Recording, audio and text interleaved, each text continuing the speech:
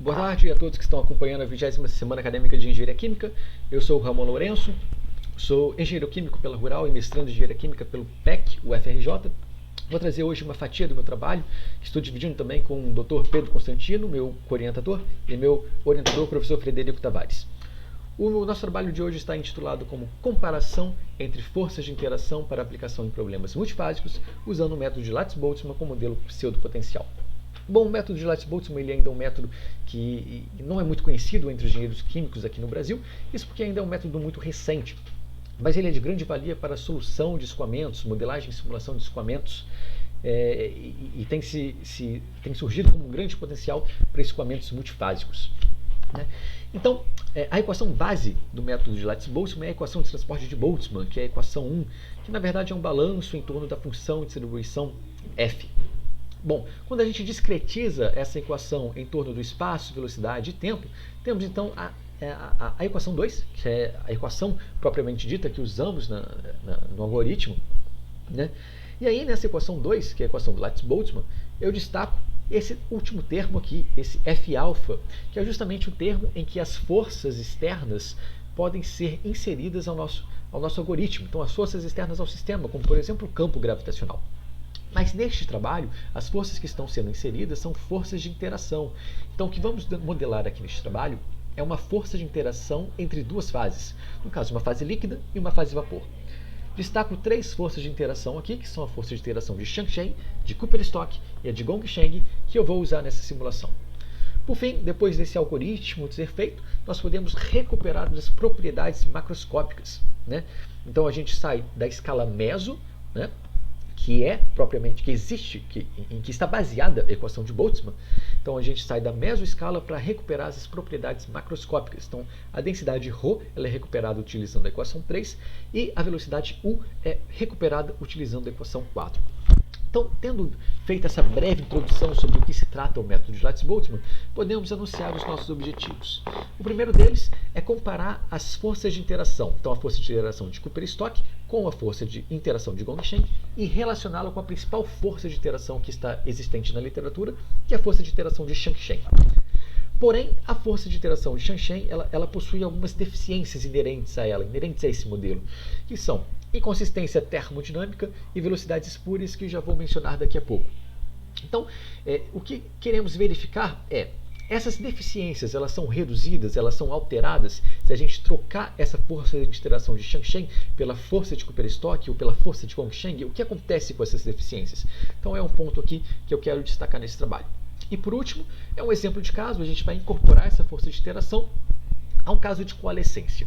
Bom, então tendo dito os objetivos, podemos falar um pouco da metodologia. Eu apresento aqui nesse slide essas forças de interação que eu mencionei, que são de quarta ordem de isotropia, que eu tenho trabalhado. A primeira delas é a força de interação de Chang-Chen, que é essa equação 5. A força de interação de Cooper-Stock, dada pela equação 6. E a força de interação de Gong-Cheng, também conhecida como beta-esquema, dada pela equação 7. Então, repare que essas duas forças alternativas, né, as equações 6 e 7, elas possuem parâmetros adicionais em que a equação 5 não apresenta. E é justamente a existência desses parâmetros que a gente concluiu, o ajuste desses parâmetros, que faz com que essas deficiências que estão presentes no modelo de Chang-Chen sejam reduzidas. Então é graças ao ajuste desses parâmetros que a gente, daqui a pouco vou mostrar para vocês, conseguiu reduzir essas deficiências. Bom, a equação de estado que está sendo usada é a equação de Karen-Stalin com termo atrativo. E os dados que são usados são os dados da água. Certo? O algoritmo está sendo desenvolvido em C++ e a simulação será de uma gota estacionária, como está ilustrado aqui. Então, aqui nesse centro em vermelho está justamente a gota estacionária, então é uma fase líquida, tá certo? Temos em seguida uma interface e ao redor dela nós temos em azul a fase vapor. Então, é justamente essa gota estacionária que vai ser simulada no nosso trabalho. Ok? Então, o que a gente vai ver aqui, vai observar, é a transição de fases da fase líquida para a fase vapor. Muito bem. O primeiro resultado que eu trago aqui é a curva de coexistência de fases, tá certo? Então aqui no eixo Y nós temos a temperatura reduzida e no eixo X nós temos o volume reduzido. Então, o que nós estamos fazendo é comparar os dados analíticos obtidos via construção de Maxwell, que são essa linha preta, com os dados obtidos usando Lattice-Boltzmann, que são os pontos, tá certo? Então, a primeira coisa que eu destaco é os pontos vermelhos, esses círculos vermelhos, são obtidos usando o modelo de Chang-Chen, certo? Então aqui a gente observa uma grande inconsistência termodinâmica, um grande desvio em relação à construção de Maxwell, né? Principalmente em temperaturas bem baixas, né?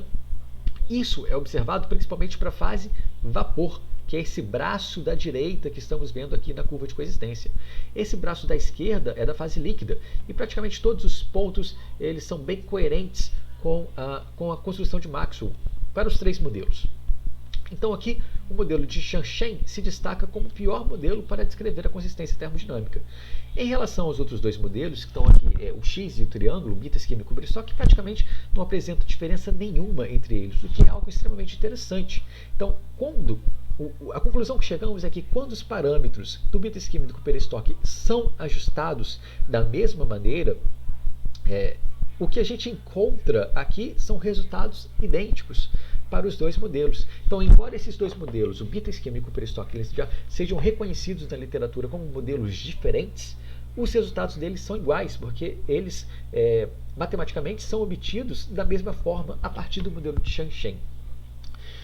Em relação à estabilidade, nós não podemos dizer muita coisa, porque os três modelos eles são estáveis na mesma faixa de temperatura reduzida. Abaixo de TR igual a 0,4, os três modelos se tornaram instáveis. Bom, além disso, eu trago também as velocidades espúrias. Então, já observamos aqui no slide anterior que a inconsistência termodinâmica é a mesma para o Mittag e o Kubristock. Eles possuem resultados idênticos. E aqui a gente também observa que os resultados são idênticos desses dois casos, observando o campo de velocidade. Então, obtiveram os mesmos resultados ao otimizar os parâmetros da mesma forma. O que eu trago aqui, então, é um campo de velocidade. Então, o que a gente vê aqui é que essas regiões mais quentes, em vermelho, elas possuem velocidades elevadas. Então, a gente observa, olha só, no modelo de Chang-Chen, ao usar o modelo de Chang-Chen, esses pontos, aparecem pontos avermelhados aqui, o que indica elevadas velocidades espúrias. Se a gente fosse resolver analiticamente usando a equação da continuidade, o que deveria acontecer é que todas as velocidades em cada ponto fossem zero. Só que quando a gente simula, essas velocidades não dão zero. Isso é justamente conhecida como velocidade espúria, uma velocidade que não deveria existir. Então, o modelo de Chang-Chen é o que gera maiores velocidades espúrias, ou seja, é mais inconsistente em relação ao campo de velocidade, e principalmente essas velocidades estão ao redor da interface. Okay? E o Mittag e o Kubristock, eles apresentam um campo de velocidade mais coerente com o esperado fisicamente, e, de novo, os resultados deles são idênticos. Podemos, então, aplicar um exemplo de caso, que é um exemplo de coalescência de fases. Então, inicialmente, duas fases estão dispersas de forma randômica nessa região e elas começam a se agregar. Então, as fases iguais começam a se agregar, então, no caso azul com azul e vermelho com vermelho, e as fases diferentes, elas entram em repulsão. Então, isso acontece justamente graças à força de interação que estamos usando. Então, isso é um exemplo que podemos fazer usando o método de Lattice-Boltzmann e aplicando essas forças de interação. Trago aqui alguma conclusão.